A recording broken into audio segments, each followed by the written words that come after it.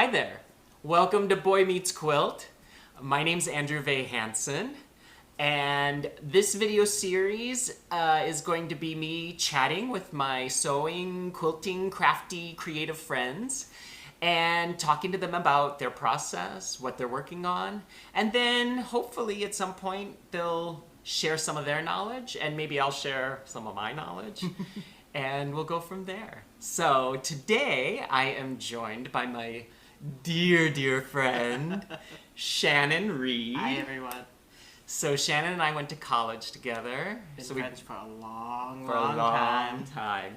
But Shannon is one of the craftiest people I know. Crafty in a good way, not in like an underhanded... A little bit of both. And so she's been crafting ever since I've known her. We're going to really get into the history of her crafting. And she also, one of the things I love about Shannon is that she's pretty much not afraid to try any kind of craft at least once. Sometimes they're disastrous, but yeah, I will try pretty much anything. I have an inflated sense of my own abilities as a crafter. No, I don't think it's inflated at all. I think it's well justified, as you will see when we look at some of the things that you've been working on. Yeah. So let's get started with the conversation. Okay. What is your first crafting memory? Oh boy. Well, my grandmother, my mom's mom, was a huge sewist. She grew up really poor during the Depression, and she very much had,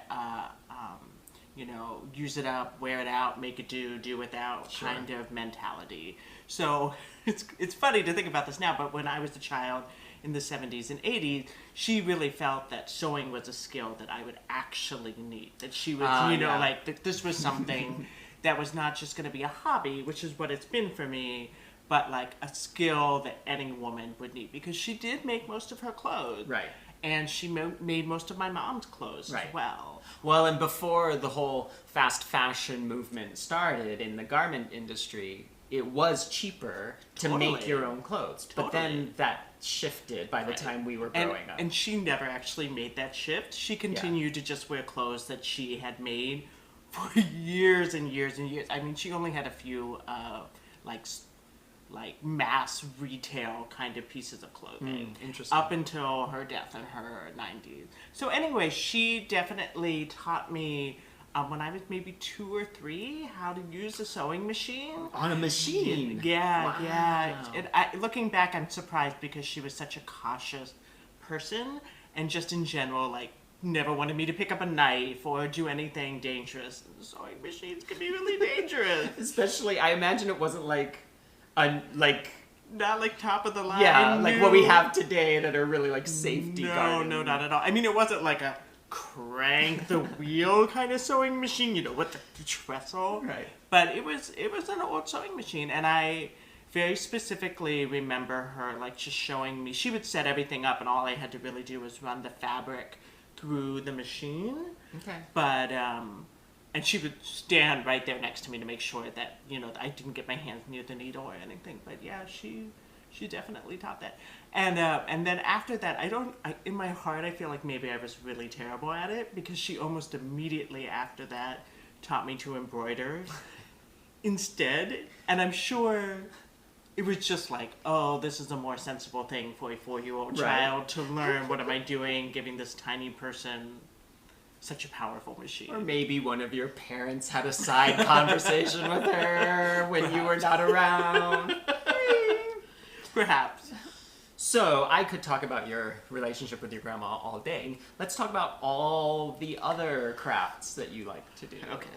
I feel like I should preface this by saying there are some crafts I don't like to do and I am bad at. Is it okay if I talk about those? Yeah, we can definitely talk about those, and I'm interested, maybe this is too long of a discussion for this, but you just said crafts that you don't enjoy doing and that you're bad at. Right. And is that why you don't enjoy doing them? No, not always. Okay. Not always. So I like 2 examples. I think stained glass is beautiful, and my aunt on my father's side, I definitely have 2 sides of very crafty people genetically coming together, and my brother and me, to make us very artsy kind of people. So my aunt on my dad's side is a very gifted stained glass artist and Yes. sells her work really, really beautifully done. And she's been doing that for many years. So when I was in high school, I was able to take 2 crafts classes, which is amazing. And one of the craft classes had stained glass. This was in your high school? It was in my high Wow. school. Yeah. We had That's a really good nice. visual arts program. Yeah. It was really nice. And I was like, stained glass is gonna be my thing. Like, I'm genetically gonna be good at it. And I was not. I was god awful at it. At one point, I remember my crafts teacher walked by and looked down, and he looked at my hands, and I had band-aids on 9 of my 10 fingers from just slicing into my hand when I was cutting the glass. Yikes. And I just remember very kindly being like, this might not be your craft. And I was like, it's not. So I have one stained glass piece. It's in my mother's house. And I think it's beautiful. I designed it myself. It's a sunset. But I love it, but I'm really, really bad at it. I just slice right into my fingers. So that's something that I think is beautiful, but I'm bad at. I would say that, and this segues nicely into looking at the picture. So this paper wreath I have to show everybody that I made for my house. It's hanging up on my front door right now. I think it's really cute, and I did not enjoy making it at all. Oh, really? It was a total Because it is pain. beautiful. It's lovely, and so many people have been like, oh, it's so cool. And in fact, it wasn't difficult to make in any way, but it's this laborious process of cutting the strip and then using a bone folder to fold this, like to mark the strips, and then folding the strips, gluing them together, waiting for them to dry. And it just took like a year. It didn't really take a year, but it felt like it took a year. Yeah. And I just didn't enjoy it. Yeah. After like the first day, I was like, this isn't fun. So there definitely are some things that I will do because I like the product, but I didn't find it enjoyable. And I would also say about this, I had all the correct tools for it. It wasn't a case of like, oh, if I just bought this thing, I just didn't enjoy doing it. That's fair. I think we can all relate to that. There's some crafts that we really enjoy looking at. Right. And we tried it once. And that's it. And I also think, like with a craft as complicated as quilting, there are going to be elements that you enjoy doing and elements that you enjoy less. And you just have to sort of decide, true. Like, are you going to farm those elements out for somebody else to do? Are you going to power through it? Like, are you going to figure out a way to make it more enjoyable for yourself? Right. Or are you going to utterly abandon it like I will with this kind of paper crafting? Right. Yeah. So I guess the other crafts that I do enjoy doing, I could talk about knitting, which I mentioned before. I absolutely love to knit. It is my therapy. I have a nasty temper, and I feel like it's a million times better since I started knitting about 15 years ago. Okay. I just feel like I'm a calmer person.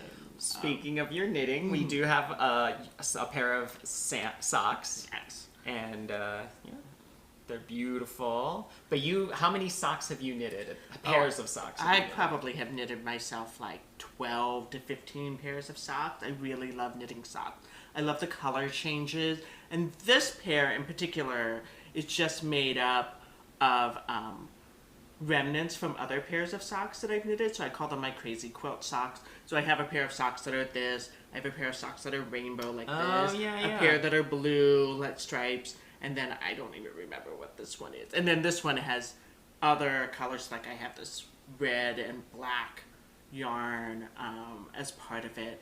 And they're just using up the pieces that I had left, because sock yarn is expensive and I really love how it looks, and I didn't want them just sitting in balls in a basket somewhere. I wanted to actually make socks. No, those are beautiful. I love it. What other crafts do you do? I love to do cross stitch as well. We'll show you a couple of pictures. So this first one is a skyline of Pittsburgh that I did for my new house.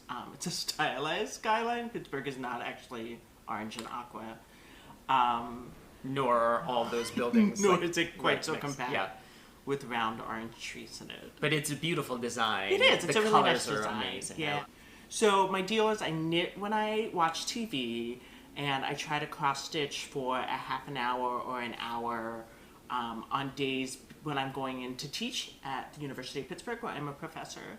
it's sort of like my quiet meditation time before I go in to teach. I just cross stitch for a little bit and get rid of the cares of my regular life and get ready for teaching my students. And since I've started doing that, I've completed many more cross stitches than I had in the past. And this is the one that really started me on that path. This is a Irish cottage cross stitch. I love Ireland. I am half Irish. And I love the motifs that are built into this particular cross stitch. The sheep and the little cottage down in the corner and the Celtic knots. And it was just a lot of fun to stitch. It was really beautiful. It's so sweet. Yeah, I love it. Yeah. I love it too. I mean, it's interesting you talk about the ritual, like, not only are you talking about the ritual of like how you go through your day and use crafting, but it's interesting that you use different crafts for different purposes. Absolutely. Yeah.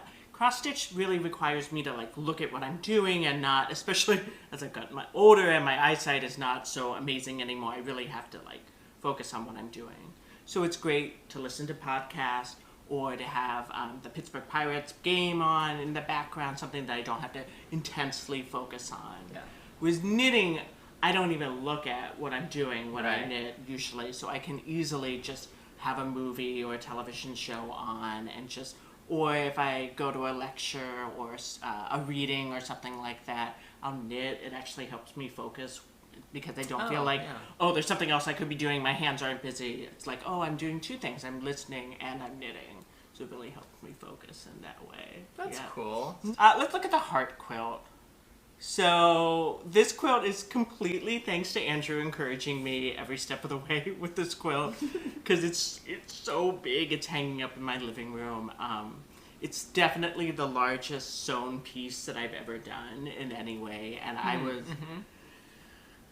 I'm so proud of it. It's kind of a complete nightmare in terms of you look closely at it. It's like the quilting's all over the place. The patchwork isn't The neatly 3-foot rule, the 3-foot rule. We all know the 3-foot rule. Maybe the 5-foot rule. I like the 10-foot rule myself. Yeah, or even like it's just a tiny picture on a computer screen rule. But yet I am very, very proud of it. But it's done in Moda's bling fabric, I believe it's called. So it has some gold and silver foil effects on it. And I just love that it's a fairly sophisticated looking quilt in grays and whites and blacks, which is very much my palette for dressing usually. But yet it's a quilt. It's an old-fashioned quilt. Yeah. I really love that. It's half square triangles. It's a beautiful, I know I think you were originally thinking it was going to be your Valentine's Day decoration, but because it's in those neutrals, it's kind of just the perfect wall hanging for the whole just year. leave it up all the time, which is great because I haven't finished another quilt since I did it. So that's really awesome. I'm a slow quilter. It takes me, we were just talking about moving from the different sections. It takes me some mental time to sort of adjust from like, now I'm doing the cutting, now I'm doing the patchwork, now I'm doing just thinking about those elements. It takes a little bit of time, and I think that's okay. I don't think you need to like rush to produce stuff. No, if you're not doing it for monetary purposes, if you're doing it for your own enjoyment, then your process is your process. Absolutely. And if you're someone who, if you were to rush through things and make a bunch of mistakes, then you just end up getting frustrated and stop doing it. And that's not good. So we could chat, as we often do, for hours and hours. Indeed. But I don't think the YouTube audience wants to see that. So let's talk about actually something you want to work on.